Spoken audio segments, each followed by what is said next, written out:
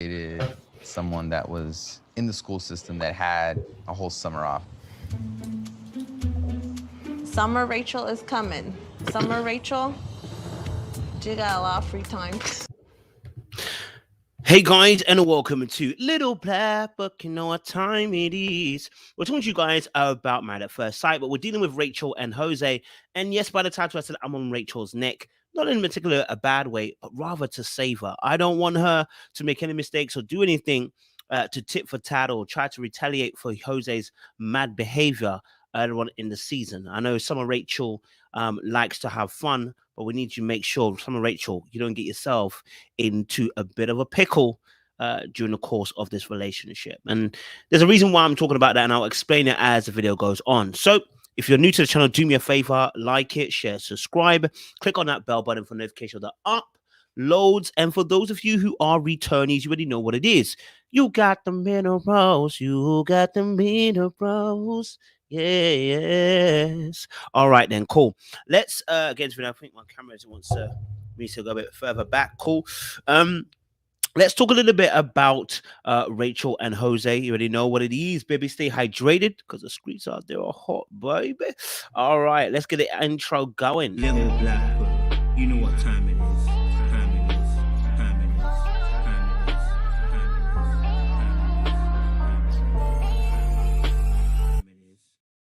All right, cool. So you just watched a clip there, a little bit of a conversation between Rachel and Jose, and she says Summer Rachel is coming, and when Summer Rachel is here, she gets bored, and Summer Rachel can go off on one. What she meant by that is, I get bored, and if I say some things whilst I'm there, you're just gonna have to take it. It's just what it is, right? Sorry. And listen, I always say this. You don't want to get into a situation where we're doing tit for tat. We don't want la tete, right? No la tete. You know, guys, I always tell you about this in relationships. We don't want la tete where we're going back and forth, trying to see who's got the most stamina to do things to one another to see who will cave in first. Let's not do that, right? And the reason why I'm mentioning this is because we already know what Jose is capable of, right? And I said even then, you know what. My bad, guys. I said when he did that, I said, listen, I don't even want her to stay with him then. I felt like she should have walked, right? So what I'm saying right here is to hopefully save her if she watches this. If anybody watches this who's gone through a similar situation, I just want you to understand what I'm saying here. This is not me critiquing Rachel and trying to call her out. No, rather I want her to be safe. And so we're talking about this, all right?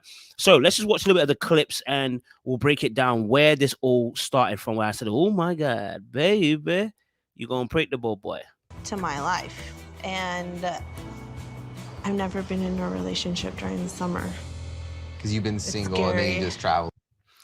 She said she's never been in a relationship during the summer. So she's always had a summer often to her, I guess, to do whatever she wants. So I guess that's where she goes on the holidays and stuff like that, travels and does whatever she wants, right? Which is cool. We get it. When I first heard it, I was like, you've been in relationships in the past, but you've never been in one where you've been Summer Rachel. You haven't been in a relationship where you've been in the summer. But when you're in a relationship for a little while, how did you avoid summertime, right? Mad confused by that. I said, okay, but no worries, doesn't matter. What is the purpose of letting him know that you've never been in a relationship during summer? Is it small talk, or is this something that you're trying to indicate to him? And I think this is something that she's trying to indicate to him because, you know, she goes on to explain some things after. Let's watch a bit more. Or do whatever you want. Yeah. Okay. I don't think I've ever dated someone that was in the school system that had a whole summer off. Now, if you heard him just at the very beginning, he said, so you're saying basically you normally have a summer off and you do whatever you want. And I think the issue here is her trying to figure out how not to be so independent during the summer and how not to get bored during the summer because she always does something during the summer. And this is why I said that Jose will have to do some level of compromise here because this Euro trip somehow, somewhere has got to happen, bro. Because all this I'm going to Texas is good, but it's not good enough. That's not where she wants to go. She's got a particular standard she wants to meet, and it's not even an extraordinary one. This is not even like Miller asking for everything brand new, which can be very particular. This is her saying, listen, look, Europe, we should go. Not just her, we should go. And like I said, I think he's a bit tight with the purse strings, but let's listen a bit more because there's more to this conversation that meets the eye. Summer Rachel is coming. Summer Rachel, she got a lot of free time. Okay, so she again indicates, okay, Summer Rachel with a little bit of a laugh there. She's a little bit, that was a bit of a nervous laugh, a bit of a, listen, hey, I'm just gonna let you know, Summer Rachel's coming. And when Summer Rachel's here, she's got a lot of free time. And the reason why this is a very important conversation is because remember, the person that you're with seems to be easily triggered. Now, am I saying that Rachel should walk on eggshells? No, because that's the whole point of the reason why I say that's how you end up in abusive relationships. What I'm saying here is that you got to be very careful what kind of conversations you say to any partner, right? Because the way she's leading it is as if Summer Rachel, when I get Summer Rachel, I'm gonna have it's almost sounding like hot girl summer, right? Summer Rachel, hot girl summer, right? And we know what happens in hot gal summer. So when you're saying obviously Summer Rachel, she gets bored easily, you're trying to inadvertently speak to him about what you hope that what's gonna happen during the summer, or what you think will happen during the summer, which is where she leads on to next. Okay. She gets bored easily. If I'm just in your house like all day long doing nothing. I want you to pay attention as well to wording, personal pronouns and possessive pronouns. These are all that are used, like the my's and yours and his and hers and stuff like that. She never called if I move into our home. She said if I move into your home. This is, I don't want to say problematic. I want to say like I because already we've seen Jose throw her out of a house already, which wasn't his. I lock my house every night, right? I don't want her using that same language, because that means you don't feel like you possess his house as yours. That means you don't see his household as yours. And that in itself creates the boundary that if he is any more time abusive, this is a perfect setup for him to continue abusing, because he's going to see it as, well, you knew it wasn't your house, it was my house, the whole entire time. Don't make yourself too comfortable. It's my house, right? You're never going to feel comfortable. And the mere fact that she didn't say our house, again, she hasn't fully come around to that thinking that it's going to be our house just yet, until I guess they buy their house together. So that was something I picked up as well. So the language there was really interesting. Says a bit more. While you're at work kind of thing. And it's like that for the entire summer. Brace yourself.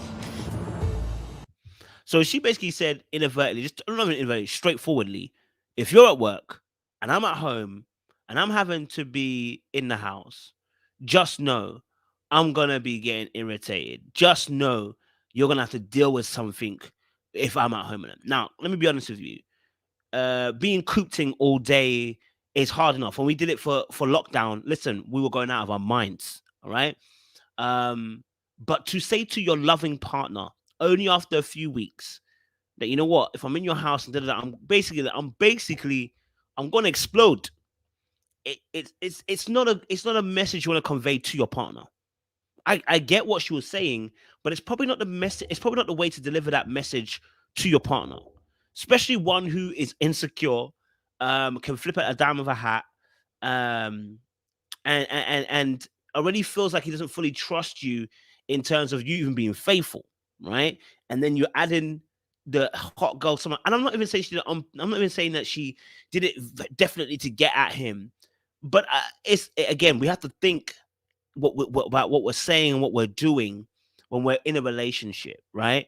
Like I said, I don't even want her to be in this relationship, but since you're in this relationship, I'm gonna have to advise you in a way that helps you to flourish in this relationship, right? So her talking about hot girl summer, Rachel summer. Define brace. You're like, I don't like you're. So you're saying expect Just something. And so notice how he immediately looks at the sky as like, okay, what do you mean, like, brace yourself? Because what she's letting him know is, I'm going to be a Tasmanian devil. I'm going to let you know I'm going to be turning things upside down if I'm in that yard. So now, brace yourself. And he's asking for what? And whenever you brace yourself, it's because you're bracing yourself for what? Impact. Something is going to happen. And I said this on the live. I said, I don't want Rachel. And this is why I said, like, when we talk about, you need a more mature man or a more mature woman to handle this particular person, because no. When people got abusive tendencies, no more maturity or wiseness or anything like that will get you through that process. You just don't need to be that person, right? So now we've got a situation where we've seen some of his abusive tendencies, controlling tendencies. And I don't want Rachel to get encapsulated and embrowned in it that she's also doing la tete, which is tit for tat, being petty. Okay, which she said she can be. We don't want you to go into being petty. And the reason being we don't want you to go into being petty is because it will never end until one of you really gets hurt. It won't end until one of you gets seriously hurt. La tete always brings back and forth until someone gets really, really hurt. And then at that point, it's too late.